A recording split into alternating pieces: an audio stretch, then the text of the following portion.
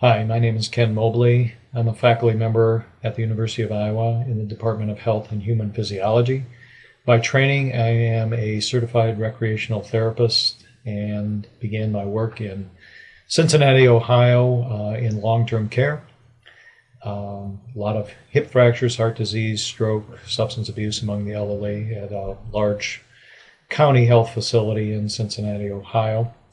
I came to Iowa in 1976 for 1 year to get a master's degree and was fortunate to get interested in teaching and research, had some pretty good mentors, and long story short, I wound up staying around and pursued my PhD in what was then physical education and finished that up in 1981, and again was very lucky to secure a faculty position in the Department of Leisure Studies, which is now part of a larger Department of Health and Human Physiology. Most of the information that I'm going to be talking about today is a mix of some research that I've done, but a lot of practical experience. In the mid-1990s, my wife and my wife Paula is a faculty member over in the College of Nursing, began a strength training fall prevention program for seniors at the Iowa City Senior Center in Iowa City. And from there, I guess the rest is history. The program was very popular. Lots of other individuals have decided to offer a variety of different exercise programs at the Senior Center, and it's a wonderful facility, but the entire lower level is now dedicated to health promotion and fitness. There is an open fitness room, there is a strength training room, there is a cardio room with exercise machines, treadmills, bikes, elliptical machines. So it's from a small idea where we started our strength training program in what was then the music room. It's evolved into pretty much a very good health promotion fitness program for older adults. So that's kind of my background and where I'm coming from, and we'll go from there. I have no financial relationship with any of the companies supporting this educational event. The first thing I guess I want to establish is the need for exercise among older adults, in particular strength training types of exercise. Most of you who are interested in older adults and exercise, older adults and fitness, older adults and the prevention of falls, or at least reducing the risk of falls, know the heavy cost that is paid by older adults when they do fall. The statistics are pretty grim, and it wouldn't take very much to do a library search and find some comparable statistics, but I just have a few here for you. You'll beg my pardon if I do read these, so to get through this slide, just to establish the need. The estimated number of falls per year ranges from about 1 in 3 to 3 in 10, and that's among healthy older adults. The statistics are even more startling and attention-grabbing if you take a look at older adults who are in a nursing home or a skilled nursing facility at about 60%. Now, certainly not every fall results in a hip fracture, not every fall results in a head injury, but just the fact that there is that risk exposure is pretty startling, and I suppose the first statistic is even more attention-grabbing for me than the second one, insofar as these individuals are pretty asymptomatic. Once older adults do fall, of course, the risk of serious injury, notably hip fractures, is quite substantial, and 90% of hip fractures, of course, no big surprise there, are associated with falls. 10% of the falls among the very old, 85 and older, do cause a hip fracture. Certainly that's aggravated by the fact that a lot of these folks do have osteoporosis and make them quite vulnerable to fractures of any sort. 50% of hip fractures cannot return home, and this is actually a statistic I do use with the classes I teach at the Senior Center to I suppose, motivate people. Most of the folks that I work with do continue to live independently or somewhat independently, either in their own home or a condo or an apartment or assisted living, and they do treasure and really value their independence as much as they can hang on to. The better for them. They want to be independent, and this is a real attention getter among the folks that I work with. The leading cause of injury deaths among those that are 65 and older is falls, actually ahead of automobile accident fatalities. Falls are responsible for 70% of the accidental deaths of those 75 and older, and 20% of those with a hip fracture will die within 1 year. So it is a very, very serious injury, very, very serious, more or less epidemic. And I certainly know people, folks in my own family, that older aunts and uncles, as they grew older, and everything seemed fine, and then all of a sudden somebody falls, breaks a hip, and lo and behold, we discover that they have serious heart disease, they have dementia of some sort, they have a host of other problems that seem to be resting beneath the surface and latent until the fall kind of precipitated kind of a downward spiral. So it is, if not the cause, at least perhaps a precipitating event in spiraling the individual out of control and eventually, certainly toward more dependency, if not ultimate demise. Just to show you that it's not just older adults and senior centers who fall and unfortunately eventually die. It is various celebrities. Example here, David Brinkley. One that's closer to home, Kurt Vonnegut, the famous author who was very involved in the Iowa Writers' Workshop, also died of a fall.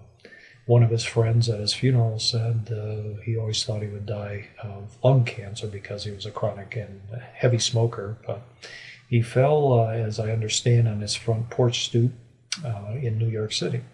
And I believe he wound up hitting his head and died as a result. So it is a serious illness that affects the famous and the not so famous, and no one is immune. So why should older adults exercise? Well, first of all, you do probably have quite a bit longer to live.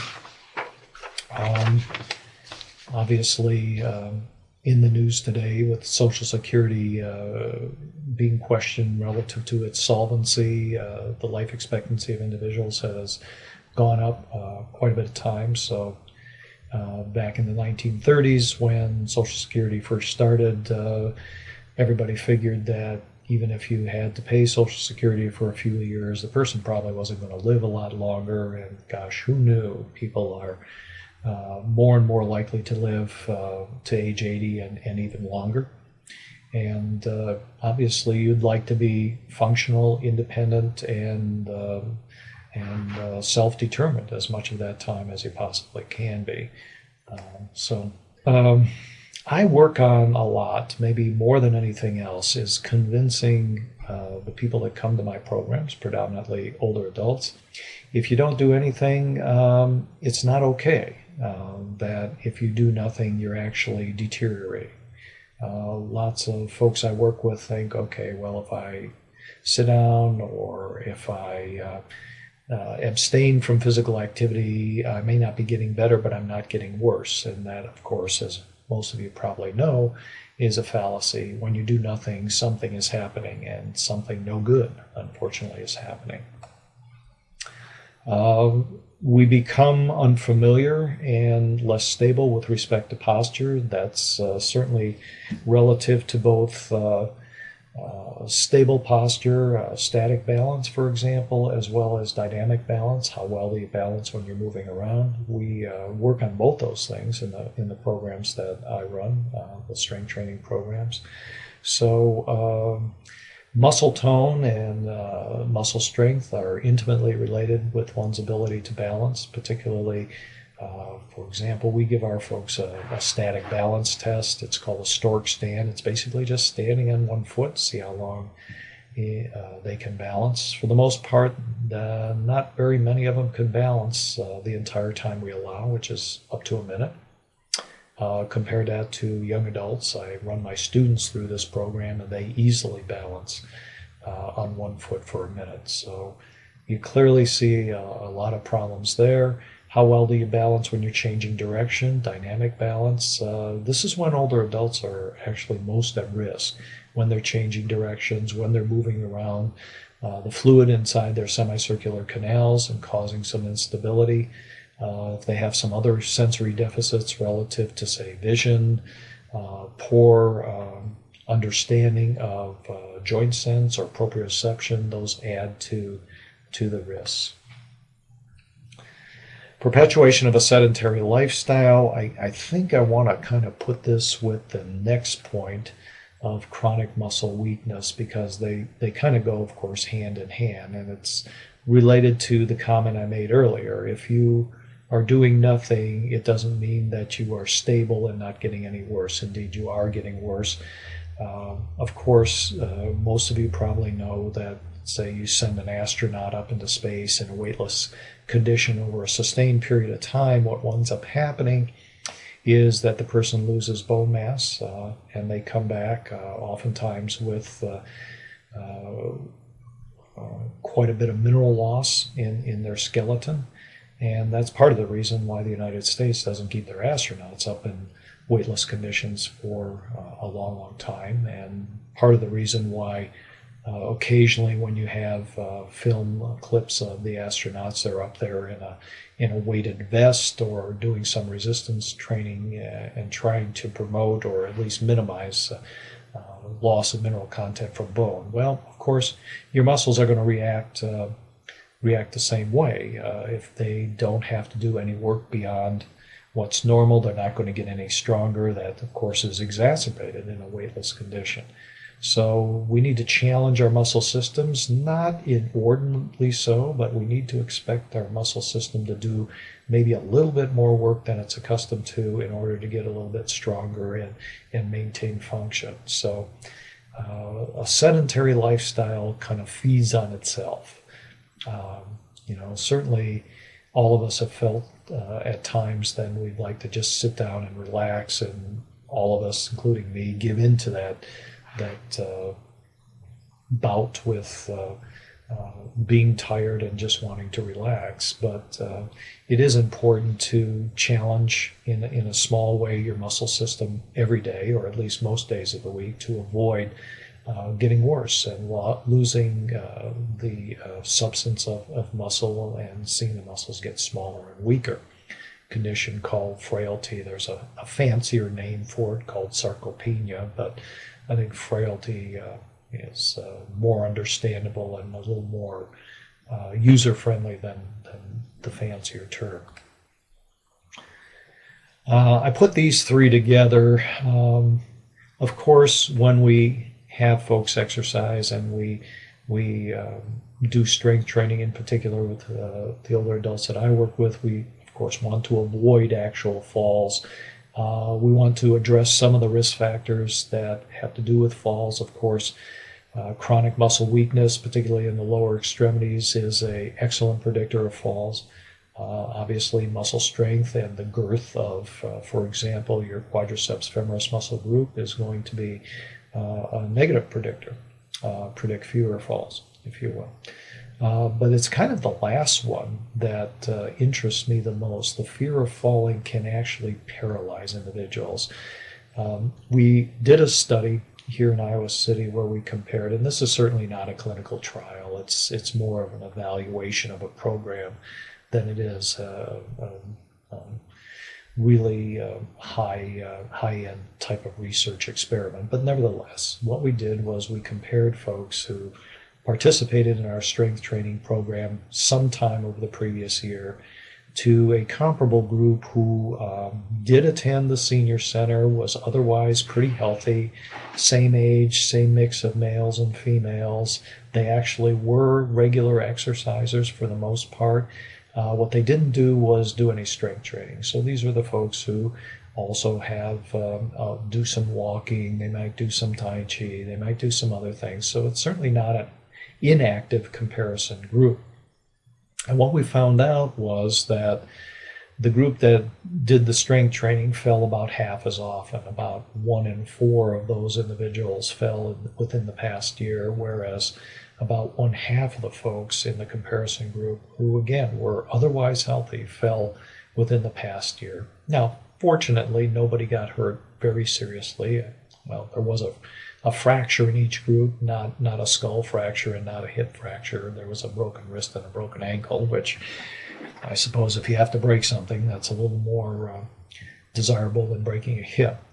But what we also found out was that the people in the comparison group who did not participate in our strength training program, almost all of those individuals fell in their own home. Whereas the group that participated in strength training, almost all of those folks fell outside their home. And what this kind of hints at to me is that the folks who kind of know that they might be a little at risk for a fall are more inclined to stay in their homes a little bit more. And, I think what also gets my attention from that kind of data is they're falling in a familiar environment. You should be least likely to fall in your own home because that's very familiar to you. You know where you put things. You're familiar with ascending and descending the steps in your own home. You know where all the obstacles are, and yet that's where they're falling. Whereas the other group, they were all falling, almost exclusively fell somewhere outside their home, which tells me they're not afraid to venture out. They're not apprehensive about leaving their home and going out and being independent and being involved in their communities, which ultimately, of course, is one of the hidden objectives of my program. I'm going to also put the next 2 points together. Difficulty with activities of daily living, loss of independence. Of course, the audience I'm talking to is probably very familiar with ADLs, or activities of daily living. We'll include in that independent activities of daily living. So these are the things that one must be able to do in order to take care of your own body, things like putting on your clothes, taking a shower, combing your hair, brushing your teeth, all of that sort of stuff. Independent activities of daily living would involve activities that you need to take care of your home environment. So being able to cook, being able to lift objects, being able to vacuum the rug, walk out to the mailbox and get your mail, being able perhaps to drive a car. Those are also kind of independent activities of daily living. And I'll tell you, again, based on my experience, not so much scientific study, but the thing that seems to resonate with older adults when I'm talking to them about getting involved in an exercise program is maintaining independence. There is nothing that older adults treasure more than their independence. They know they're going to die sometime, and they generally don't tend to be afraid of death. Certainly we don't look forward to it, but it is the loss of independence, the dependency, resulting in long-term care for a protracted period of time. Those are the kinds of things, I think, that trouble older adults. Those are the kinds of things that raise their consciousness about exercise. And if I can convince them that exercise and strength training of various types will help them maintain that independence, that really raises their eyebrows. That really resonates with them and seems to get them much more motivated than me saying, okay, well, studies have shown that if you go out and you jog throughout most of your life, you're going to live 5 more years. Well, 5 more years on a respirator doesn't really jibe with a lot of people's view of a quality of life. The causes of fall, of course, muscle weakness is the best predictor. This is the fancy word I told you about that kind of means frailty. So if you don't ask your muscles to do a little bit more than they're accustomed to, a principle that we call the overload principle, the muscle fibers will start to deteriorate. Muscles, as you probably know, are made of contractile proteins, and you'll start to actually lose proteins. The fibers or the cells are going to start to get smaller. Smaller fibers are basically weaker fibers. Now, I put muscle fiber type in parentheses because there are at least two fiber types in humans. There are the so-called slow twitch fibers, sometimes called red muscle. There is the fast twitch fiber, sometimes called white muscle.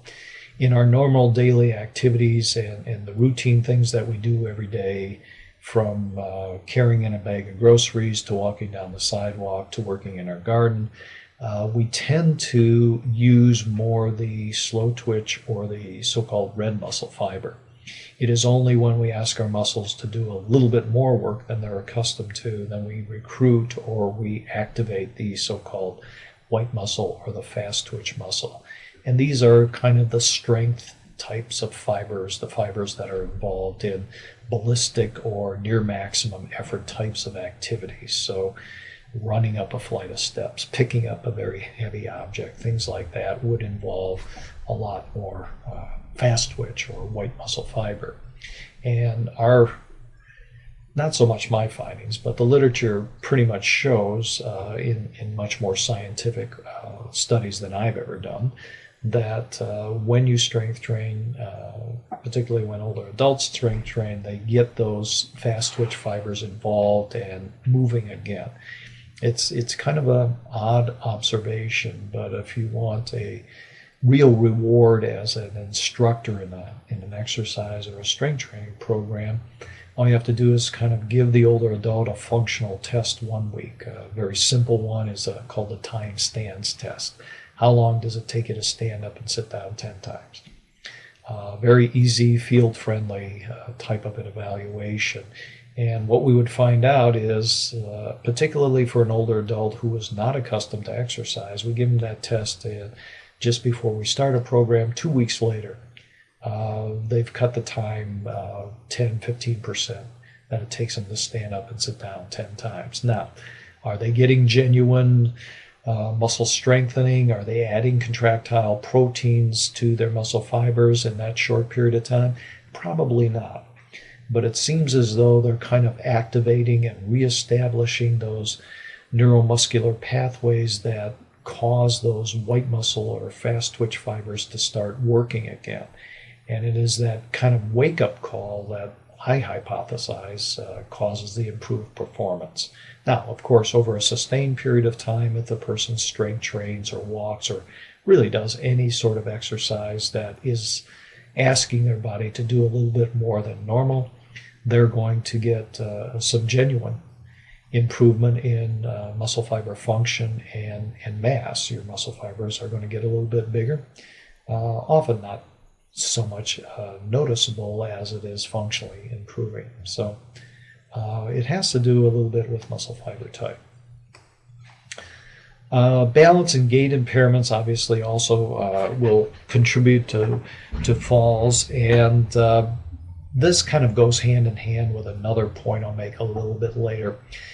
We use three systems to help us balance. We use the system of equilibrium in our inner ear, the semicircular canals, to understand the orientation of our head in space. And as a result, if we move our heads, our bodies will adjust. We use vision, of course, particularly with respect to depth perception, distance of close objects. And then finally, we use joint sense, or the fancy name for that is proprioception, the position of our limbs in space. What happens as we age, of course, is that one or more of those systems starts to break down a little bit and deteriorate. You can see I'm wearing glasses, so I experienced that about 20 years ago when I was 40. Something that was unfamiliar to me, but certainly I can't do very well with close objects if I take off my glasses. Gait impairments, things like previous injuries, joint replacements, even arthritis can cause us to walk ambulate a little bit differently. So any of those, the presence of any of those issues would certainly elevate the person's risk factor for a fall. Neurological deficits, these are pretty obvious, from as serious as a stroke to something a little bit less serious, a TIA, Parkinson's disease. There are a lot of neurological disorders that are associated with increasing the risk of falls. Musculoskeletal impairments, again, this is kind of the one I wanted to marry with the balance gait impairments that I mentioned earlier. Arthritis, probably the most notable example. The majority of older adults do have some form of arthritis. For most of us, it's an annoyance, it's a hassle. But if it hurts enough, it's going to change the way we move around. And if we change the way we move around, sometimes that makes us more susceptible to a fall. It might cause something else to change. So if you have arthritis in your hip, that's going to cause you to ambulate, walk a little bit differently, place your feet a little bit differently, and that can in turn lead to some other kinds of impairments, back pain and things like that.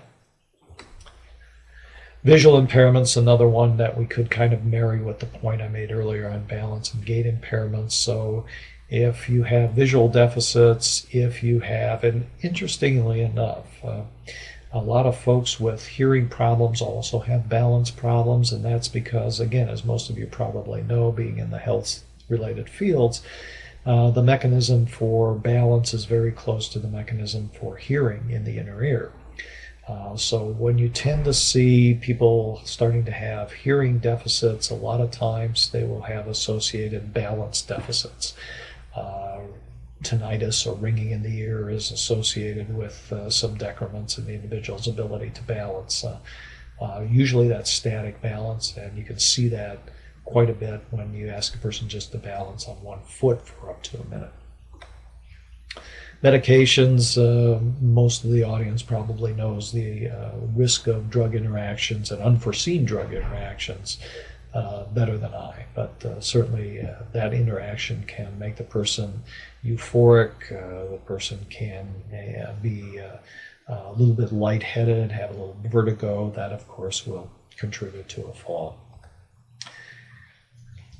How much exercise should people get? Well, most of you are probably familiar with the minimum CDC recommendations of 150 minutes a week of moderate exercise spread over 5 or more days. Moderate exercise, what the heck is that? Trying to explain that in terms that day-to-day people who are not maybe in the exercise sciences or the medical fields can understand. If you go out and walk briskly and you swing your arms vigorously, and you're taking about as long a stride as you can, you're probably walking upwards of 4 miles an hour. If you are walking rapidly, not quite taking your full stride and not swinging your arms vigorously, you're probably walking about 3 miles an hour. It's that 3 miles an hour that is the criterion established by the CDC as moderate exercise. So that's not nearly as ambitious as we've heard for many, many years. Of course, when I was younger, the recommendation was always get 30 minutes of exercise 3 times a week. The exercise would have to be vigorous and continuous, jogging, biking, swimming, stuff like that. Other recommendations were 4 times a week and 40 minutes each time. And certainly the sidewalks around Iowa City were full of individuals when I was younger, in my 20s and 30s. Here as a graduate student and a young professor, you had to reserve a space on the sidewalk. And of course, well, now the old joggers like me are all older and we're suffering from some joint impairments and some arthritis, and it's not quite as easy to go out and run for a half hour on a very hard sidewalk in the middle of winter anymore. You know, you've got to like the CDC recommendations and the findings that suggest you don't really have to kill yourself. You don't really have to go through a lot of pain to get some benefit from exercise. It's a pretty reasonable kind of prescription that a lot of people, most people we hope, could comply with. More good news, you only have to do it your half hour 5 days a week in bouts of about 10 minutes or more. So you can take a 10-minute walk with your dogs in the morning. You can ride the exercise bike for 10 minutes at noon while you watch TV, and go out and garden in your outside garden for 10 minutes in the evening. That satisfies the criteria. And of course, you want to mix that up and do different things on different days. And it's, of course, better if you can get all 30 minutes in at one time, but not everybody can do that. Some people hurt. Actually, kind of interesting, one of the tests I used to use with older adults is the half-mile walk, and we put them on a treadmill and just time how long it took them to walk half a mile on a treadmill.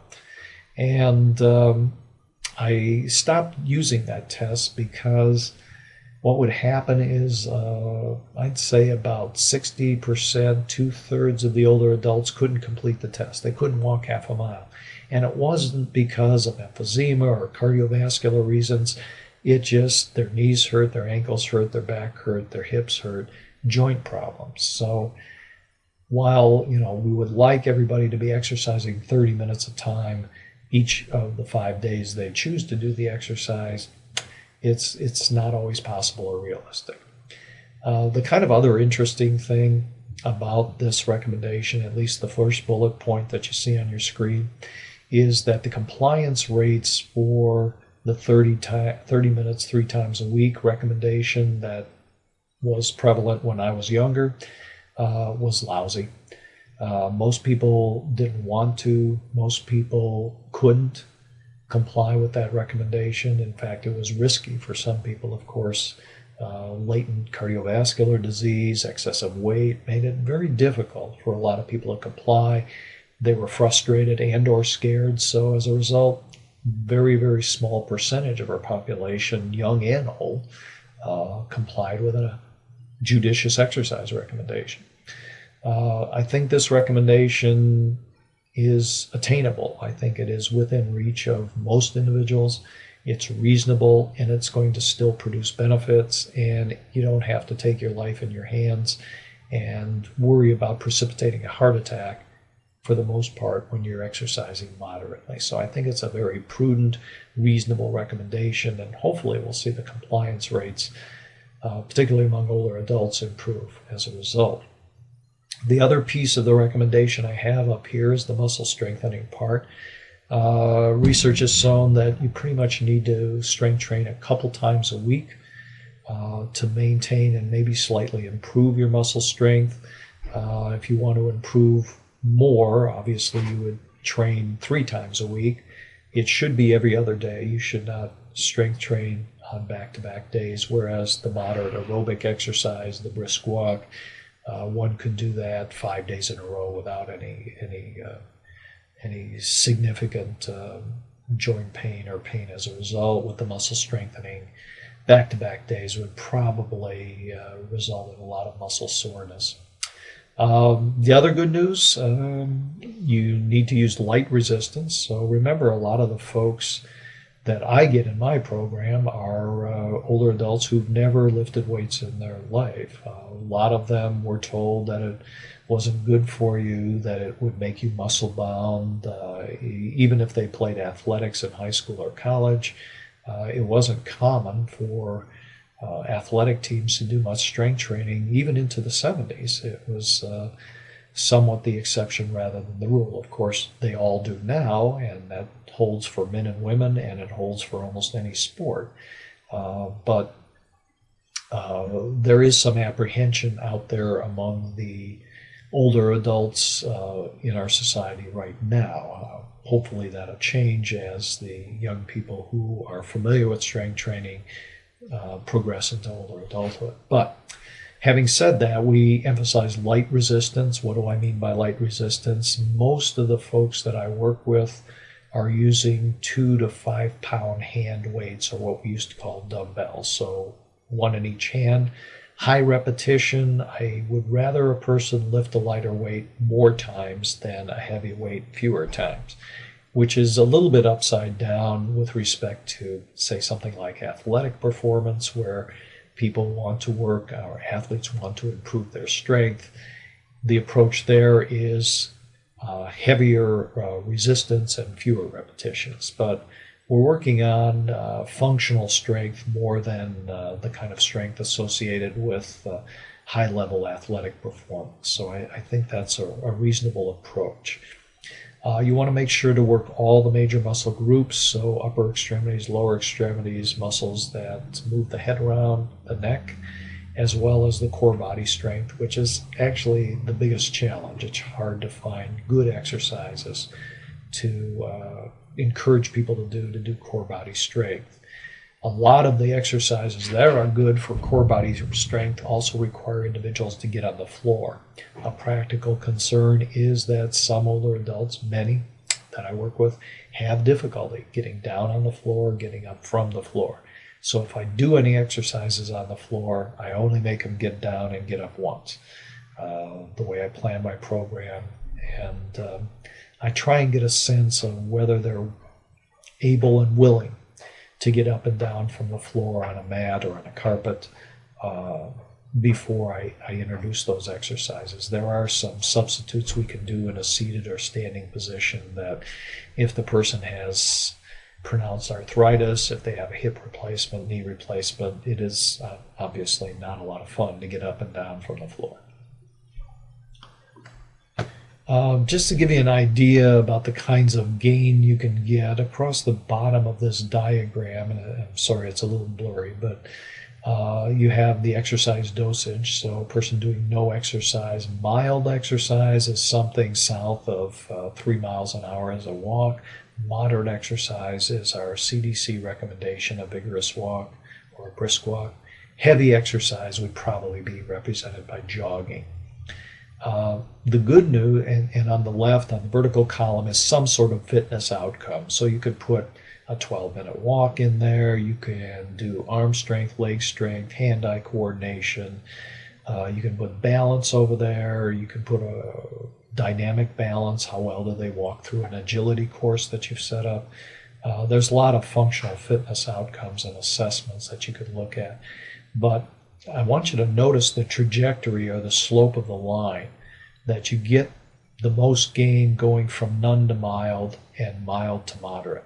You're still going to get some improvement when you go from moderate to heavy, but not nearly as much. The curve starts to flatten out. So when I approach exercise, I'm a recreational therapist. I'm not a cardiologist. I'm not a certified strength trainer. I'm none of those things. I train people to do exercise programs for the Arthritis Foundation in the state, and it's pretty much the mild to moderate range that's my area of expertise and the area that I tend to emphasize in my programs. And to me, the biggest thing is getting people up out of the chair and getting them doing something. Mild exercise. Once we get them doing something, trying to get them motivated to notch it up just a little more to get to that brisk walk level, lifting a few light weights. And at that point, I'm done. I actually have had some seniors that have participated in my programs and were so pleased with the results, and they used to be a shot putter or a javelin thrower or a sprinter or a cross-country runner when they were younger, and they want to get back into a higher level of performance. A couple of them have gone on to participate in Senior Olympics. That's great. And I refer them to somebody who is has more expertise in that area. I certainly don't fancy myself a physical therapist or a person who's doing a prescriptive rehabilitative program. I call that mild to moderate exercise range, recreational level exercise. And that's what I do. And to me, if I can get people engaged and kind of putting their car, so to speak, in gear, involved in exercise, and they want to take it further, that's kind of up to them. So that's the kind of level of exercise that I'm involved in. Promoting exercise for older adults. This is a lot about motivation. The first bullet point there says, a place for seniors, but don't call me old.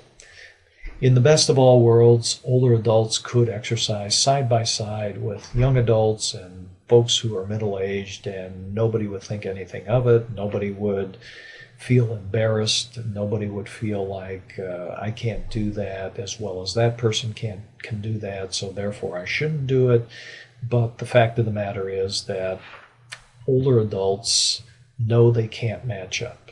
So if you go to a fitness center and there are a bunch of young people running around on treadmills, that discourages rather than encourages older adults. It reminds them of what they can't do anymore, that they could do when they were younger. So having a place, a separate place, and I don't like to encourage segregated exercise programs, but the fact of the matter is, at least initially, older adults respond better in a place that is segregated from young people and with their peers who understand what they're going through, maybe going through the same thing themselves. Everybody there has a little bit of joint pain. So, it's a collegial or a peer group that knows what's going on. I put the "but don't call me old" in parentheses because it's kind of funny, and I'm sorry to admit it's my generation, the baby boomers, that don't want to consider themselves senior citizens or older adults or old.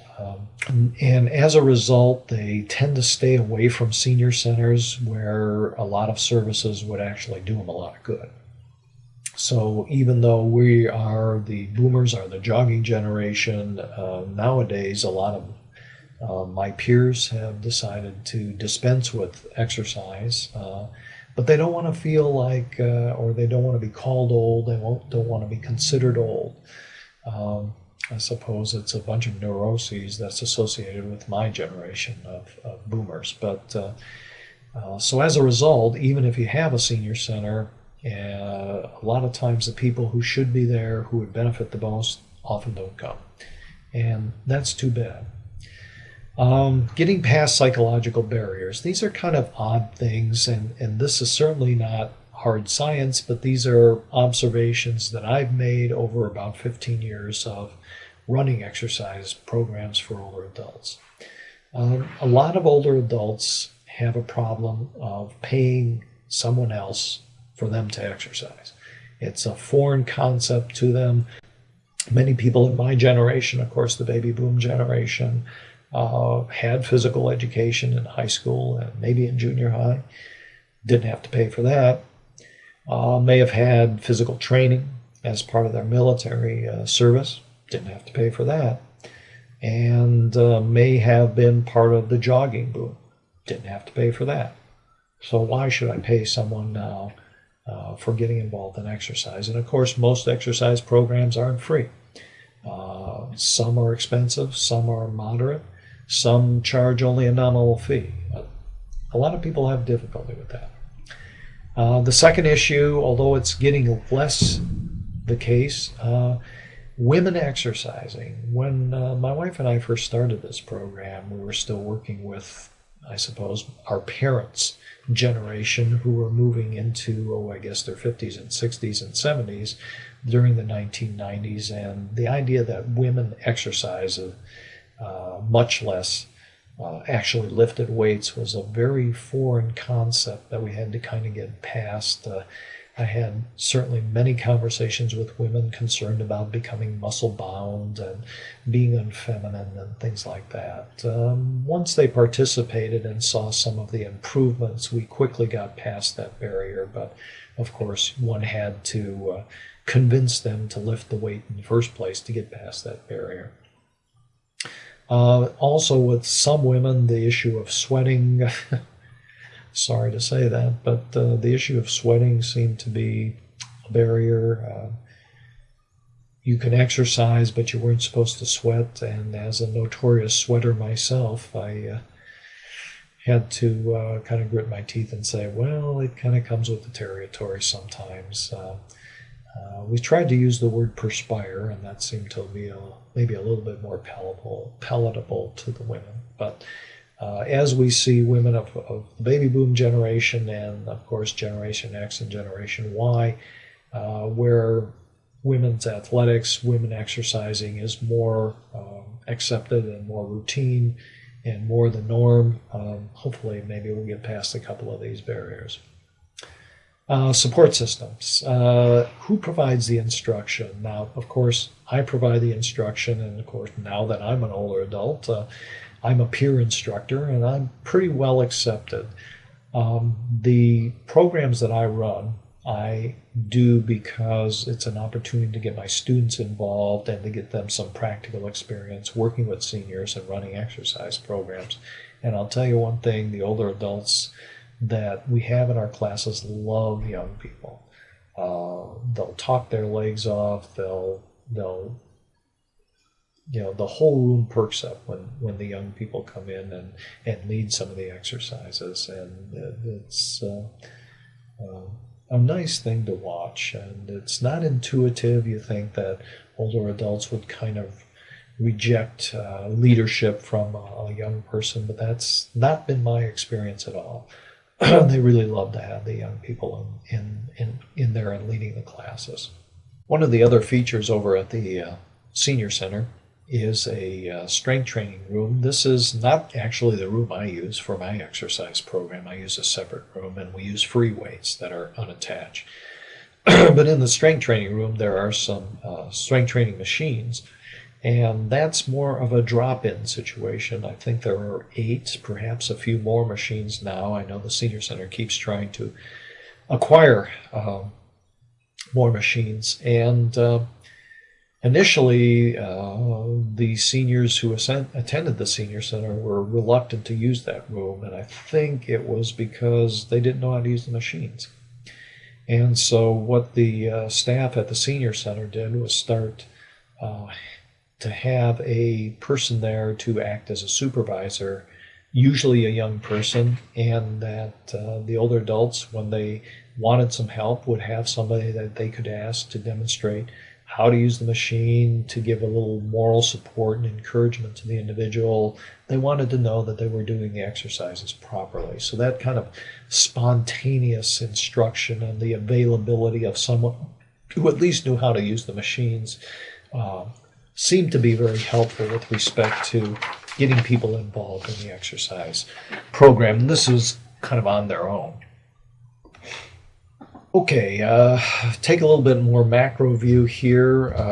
How do we deliver a mild to moderate exercise program? Who should be trained and how much training is needed? Well, my own bias, again, my area is that mild to moderate range of exercise. I'm not into promoting vigorous exercise. I'm not trained at that level, but I think also we'll get the most gain if we can get people out of the sofa and out of the chair up doing mild to moderate exercise. So who and how much training is needed? Well, I like to think that individuals involved in health-related professions can be trained to lead such programs. So counselors and nurses and social workers and recreational therapists and people who are not necessarily central to a rehabilitation effort, and in particular cardiac rehabilitation, physical therapists, rehabilitation nurses, cardiologists, and other related physicians.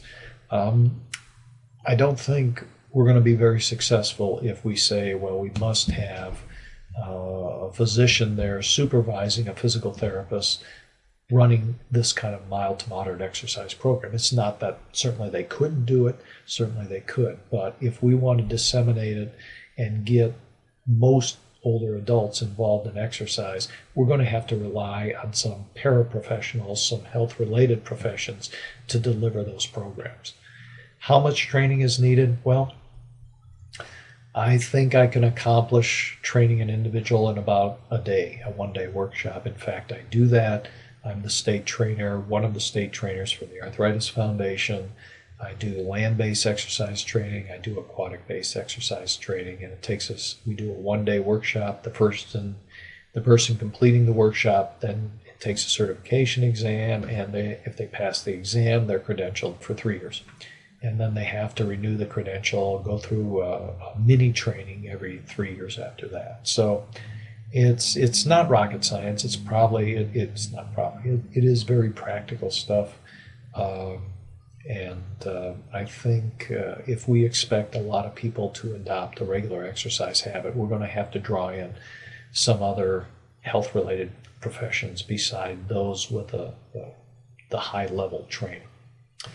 Um, Another observation I have is that just working with different groups of different ages. I've worked at skilled nursing facilities and delivered a modified program. I've worked at assisted living. I've worked in the community with the well elderly.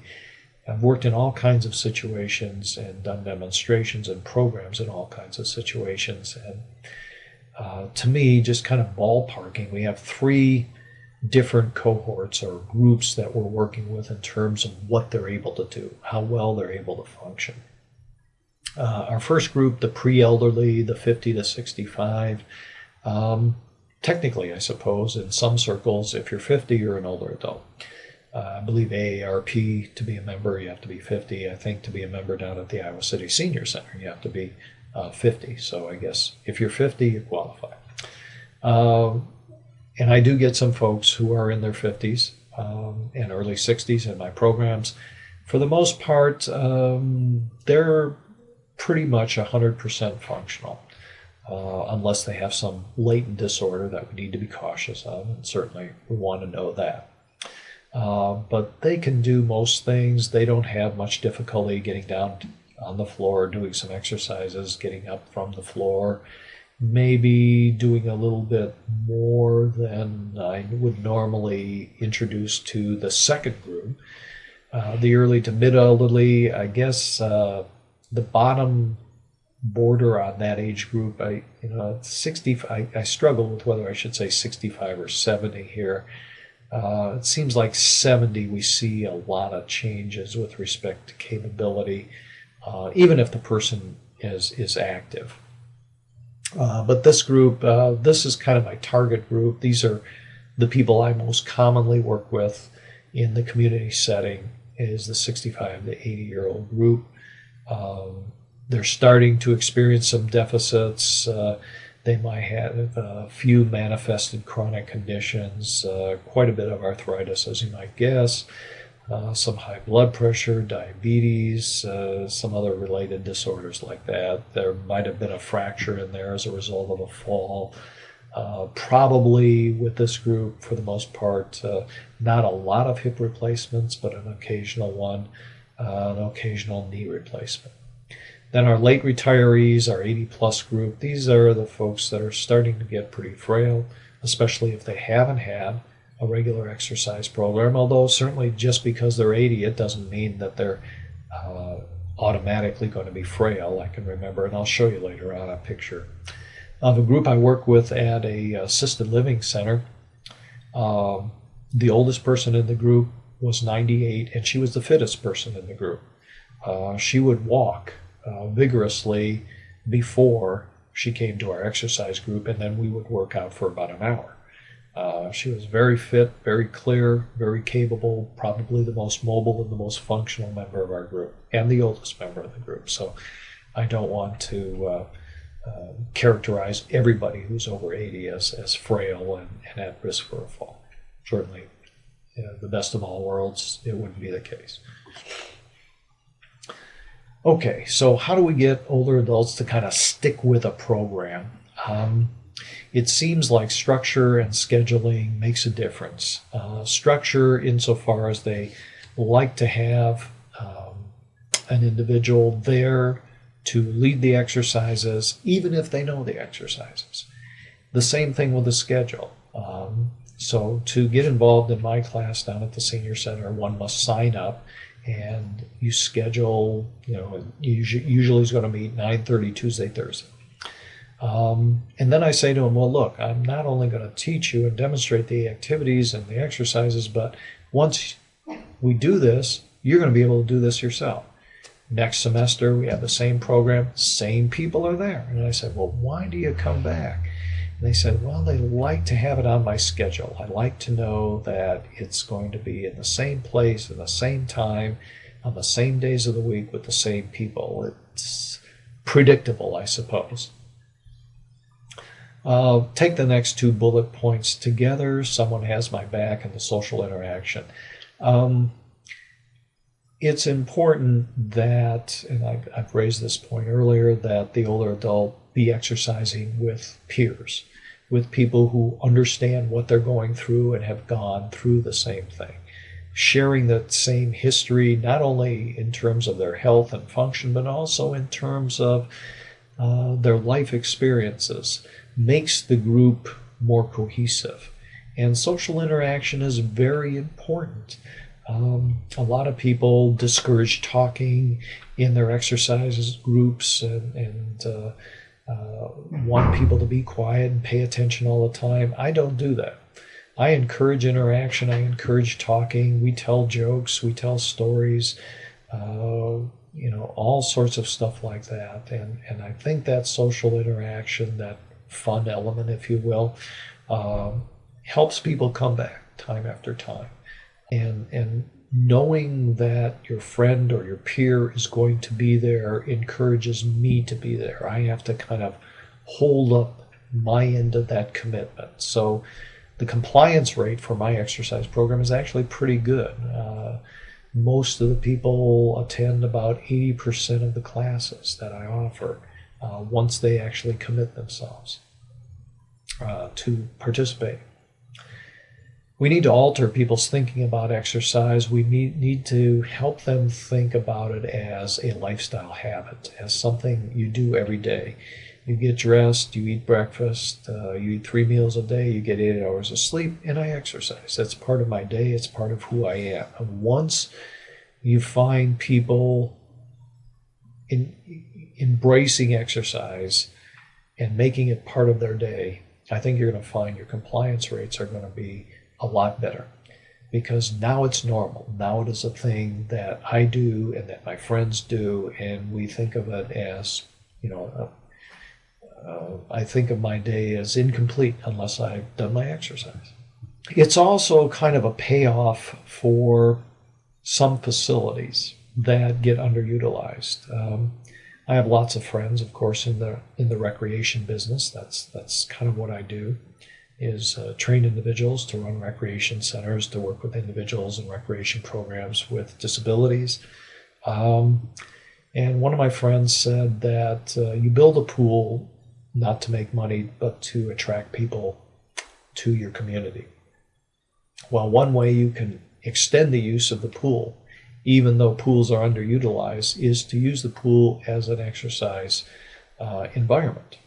One of the training programs that I do for the Arthritis Foundation involves aquatic exercise, a very popular option among individuals experiencing pronounced arthritis, because the buoyancy of the water takes much of the weight off of the joints or minimizes the weight bearing on the joints and makes movement and exercise a lot less painful.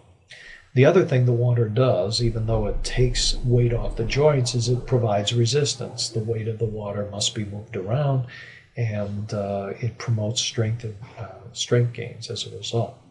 Finally, the product exercise must be valued by the potential consumer, and I go back to a point I made earlier there.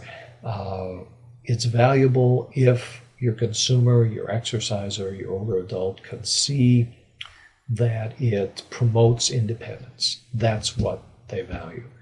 I know older adults who have a car parked in the garage, and I ask them, well, do you still drive? Nope.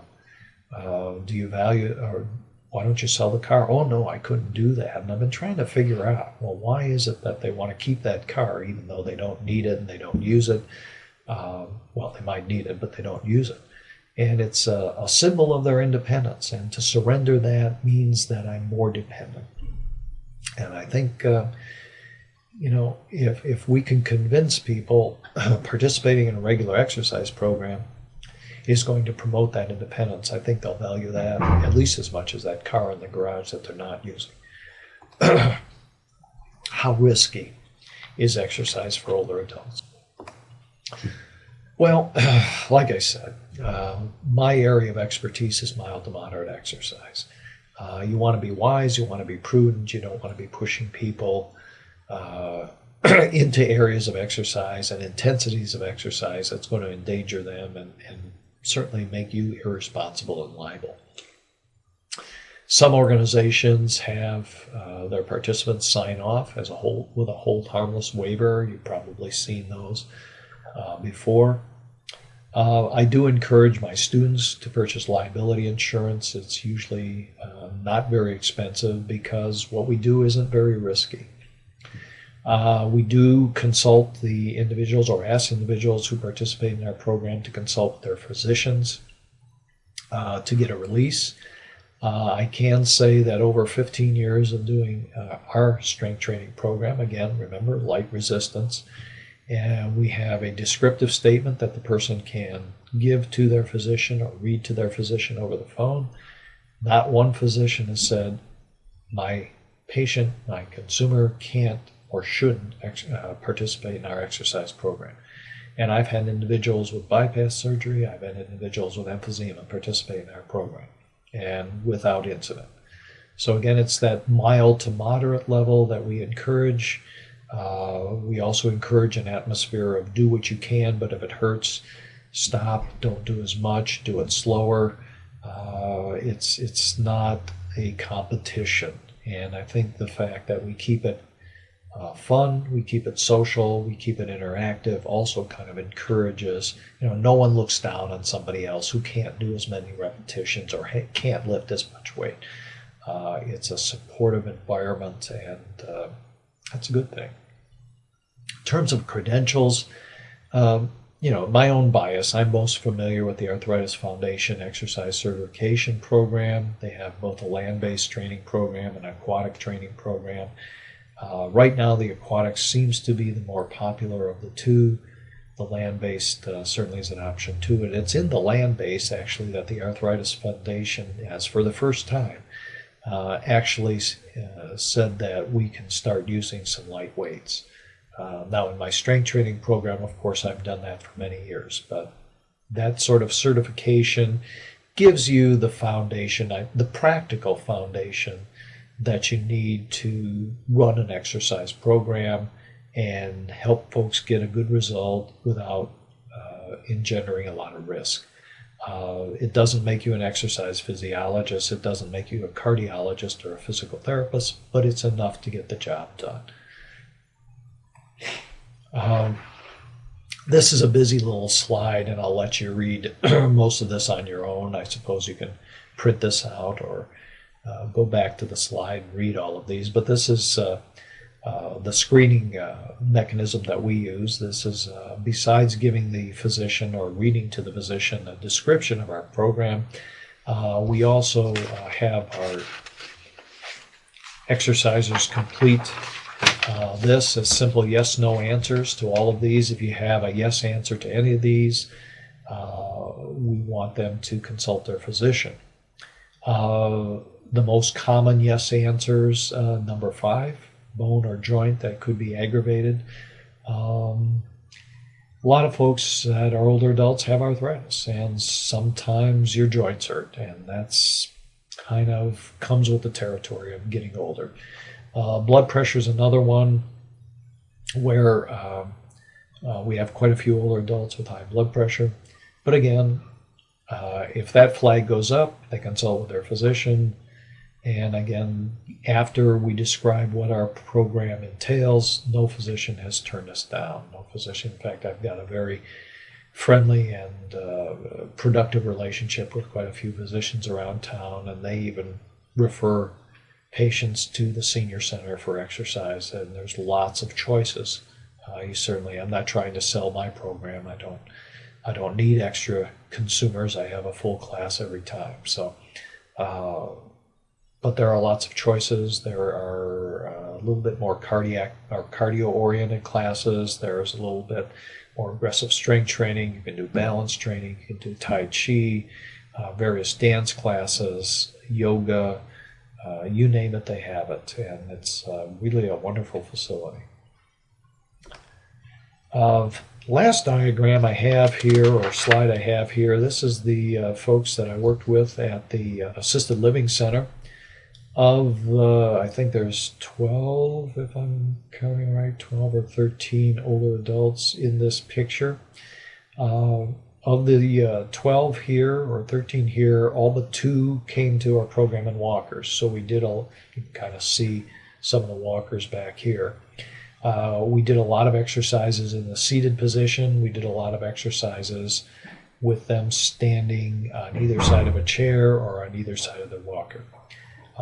And it worked just fine. We did strength training, we did a lot of stretching, we did a lot of flexibility, had no problems at all. The other thing I should have mentioned about the CDC recommendation is that they do recommend that you stretch and do flexibility exercises every day. This, in fact, is the group where one of the individuals, the fittest individual in the group is 98. So there's a 98-year-old in there somewhere. It's not this guy, that's me. This is one of my assistants. This is another one of my assistants. So see if you can guess the 98-year-old. She's the person who walked before we actually started our program. Every day she'd be walking for about 45 minutes and then come and do her strength training. Remarkable individual. So anyway, hope I've been able to offer you some useful information. The information I had is gleaned more from practice than research, but I think if you emphasize how exercise in general and strength training specifically will help you maintain your independence and avoid falls, you'll be ahead of the game, and certainly would encourage anybody interested in promoting and running programs for older adults to do so. Get a little bit of training, be smart, be prudent, and you should get good results. And thank you very much.